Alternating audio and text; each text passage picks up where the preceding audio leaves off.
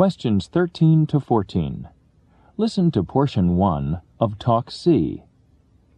The skies above Earth are turning into a junkyard, according to space scientists. Ever since the Soviet Union launched Sputnik, the first satellite way back in 1957, virtually every launch has contributed to the amount of debris in Earth orbit. Luckily, most of this junk burns up after it re-enters the Earth's atmosphere.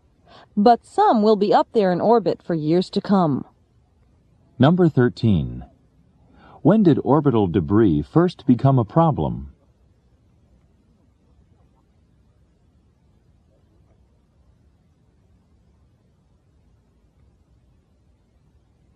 Number 14. What happens to most pieces of orbital debris?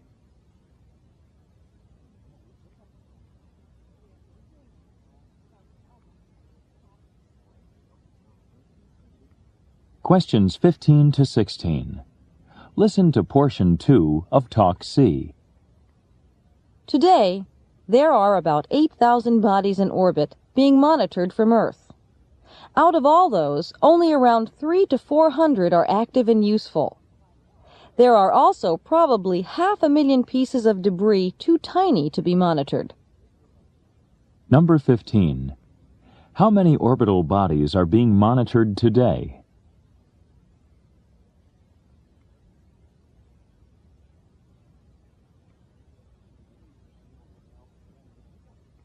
Number 16. Why is it impossible to monitor most pieces of orbital debris?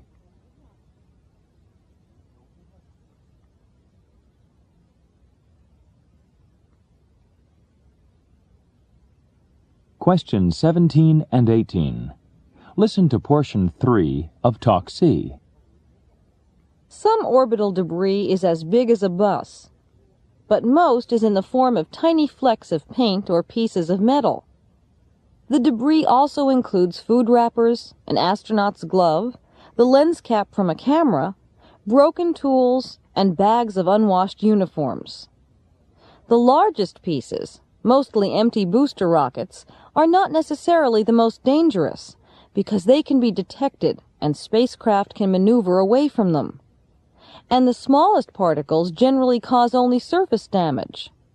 However, a collision with a piece of metal only 1/8 of an inch in diameter, say about the size of an aspirin, could puncture the hull of a spacecraft or space station and cause a catastrophic depressurization. That's because these particles are moving so incredibly fast. Number 17. Which of the following is probably most dangerous to astronauts on a spacecraft?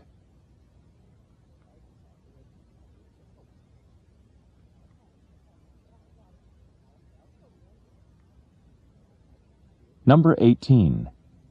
What makes particles in space so dangerous?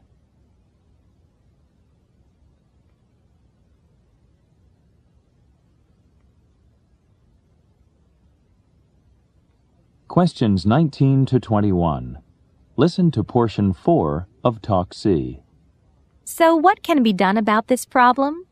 Well, 2 engineers recently proposed a novel solution to the problem of orbital junk, a device that consists of an array of water-spraying cones lined with plastic fibers to collect the debris and canisters to store it in. I brought a model of this device along with me so you could see what it looks like.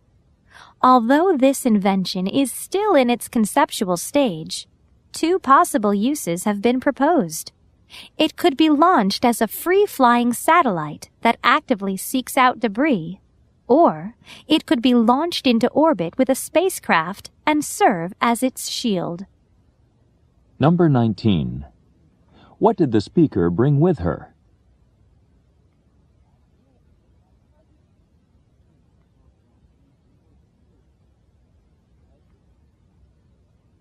Number 20.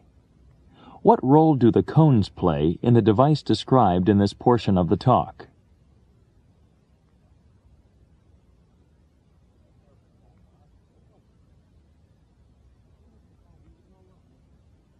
Number 21.